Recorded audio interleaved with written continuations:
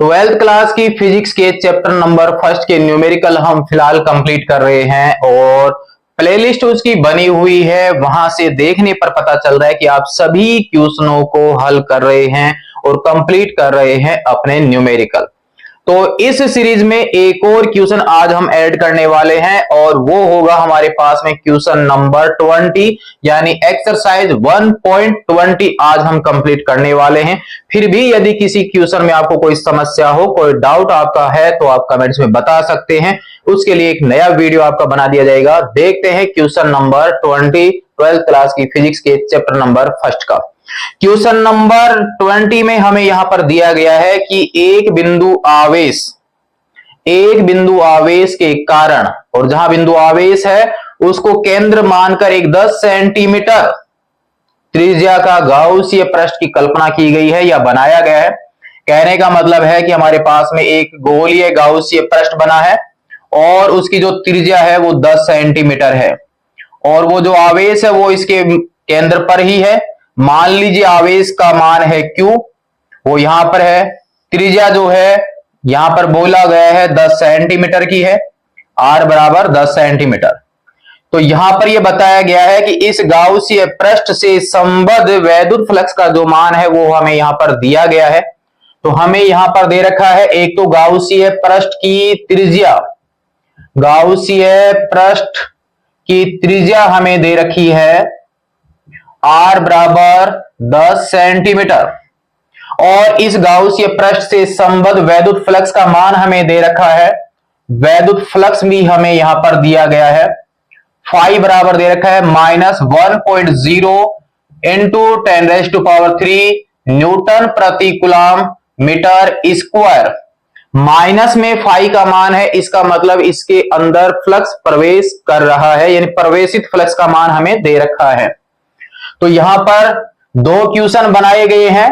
पहला क्वेश्चन तो ये है कि अब अगर इस त्रिज्या को दुगुना कर दिया जाए, यानी गाउसीय पृष्ठ जो है वो इसका डबल साइज का बना दिया जाए, तो अब इससे संबद्ध वैद्युत फ्लक्स का मान क्या होगा। तो प्यारे बच्चों, क्वेश्चन नंबर 19 में हमने जाना था कि वैद्युत फ्लक्स का जो मान है वो गाउसीय पृष्ठ की आकृति और आकार पर निर्भर नहीं करता है, उस गाउसीय पृष्ठ से संबद्ध वैद्युत आवेश के मान पर निर्भर करता है। अगर आवेश की मात्रा बदल जाती है तो फाई का मान बदल जाएगा। साइज बदलने से या डिजाइन बदलने से फ्लक्स के मान में कोई परिवर्तन नहीं होगा। तो पहले का आंसर तो आपको क्लियर हो चुका होगा। यहां पर था कि R डैश जो है नई त्रिज्या जो है वो पहले वाले की डबल कर दी जाए तो अब फाई का मान कितना होगा। तो यहां पर पहले का आंसर तो यह कंप्लीट हो जाता है कि अब जो फाई डैश है वो पहले वाले फाई के ही बराबर होगा, यानी -1.0 गुणा 10⁻³ न्यूटन प्रति कूलम और मीटर स्क्वायर। यही मान रहने वाला है। कारण आपको लिखना है कि वैद्युत फ्लक्स जो है वो गाउसीय पृष्ठ के आकार और आकृति पर निर्भर नहीं करता है।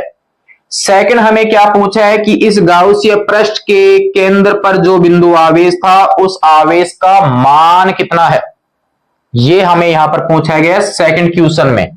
सेकंड क्वेश्चन में हमें पूछा गया है बिंदु आवेश का मान। क्लियर है। तो हम यहां पर नीचे लैंग्वेज लिखते हैं और फिर उसके बाद इसको कंप्लीट करते हैं क्वेश्चन नंबर 20 को। दोनों पॉइंट आपके समझ में आ चुके होंगे कि हमें यहां पर ज्ञात क्या करना है। तो फर्स्ट को हम यहां पर लिखते हैं, आप साथ के साथ कंप्लीट कर लीजिए कि वैद्युत फ्लक्स का मान, वैद्युत फ्लक्स का मान गाउसीय पृष्ठ के आकार व आकृति पर निर्भर नहीं करता है। अतः गाउसीय या गाउसियन बोल सकते हो इसको आप। अतः गाउसीय पृष्ठ की त्रिज्या 2 गुनी करने पर वैद्युत फ्लक्स में कोई परिवर्तन नहीं होगा। तो अब अपने पास में फाई डैश जो है वो फाई के बराबर ही होगा और वैल्यू होगी 1.0 इंटू 10⁻³ न्यूटन प्रति coulomb metre square. Question number first का आंसर कंप्लीट है। सेकंड, इसका जो क्वेश्चन था कि बिंदु आवेश का मान कितना है, तो हम यहां पर जानते हैं गाउस के नियम से, जब गाउसीय पृष्ठ की ही बात हो रही है तो इसका मतलब वहां पर गाउस का नियम लगा हुआ है के नियम से फाई बराबर क्यू बटा एप्सिलॉन नोट। हमें यहां पर क्यू का मान ही पूछा है तो फाई और एप्सिलॉन नोट, तो यहां पर क्यू बराबर फाई का मान अपने पास में है 1.0 इंटू 10⁻³ एप्सिलॉन नोट निर्वात की वैद्युतशीलता मान हम जानते हैं पावर्स में 10⁻⁻12 मल्टीप्लाई कर लीजिए। पावर्स में आपके पास में 3, यहां पर आपके पास में है 12, 1.0 है तो कोई चेंज नहीं होगा। 8.854 इंटू 10⁻⁻9 कूलम या Q बराबर -8.854 नैनो कूलम। ये उस गाउसीय पृष्ठ के केंद्र पर आवेश की मात्रा होगी जिसके लिए फ्लक्स जो है वो आपके पास इतना प्रवेशित था। जब फ्लक्स का मान नेगेटिव है तो इसका मतलब लाइनें केंद्र की ओर आ रही थी। अगर फ्लक्स आपके पॉजिटिव है तो इसका मतलब केंद्र पर पॉजिटिव चार्ज था, इस वजह से उस पृष्ठ से लाइनें बाहर जाएंगी। क्लियर है? क्वेश्चन नंबर 20 कंप्लीट हो चुका है प्यारे बच्चों, ज्यादा कुछ हार्ड था नहीं। जो इसके थ्योरेटिकल भाग की कंडीशन है उनको अगर हम अप्लाई कर देते हैं, उनको अगर हम थोड़ा सोचते हैं तो अपने न्यूमेरिकल जो है वो बिल्कुल आसान हो जाते हैं, कहीं से कोई हार्ड नहीं है। पहला जो क्वेश्चन था अपने थ्योरेटिकल बेस पर या उसके नॉलेज पर ही आधारित था।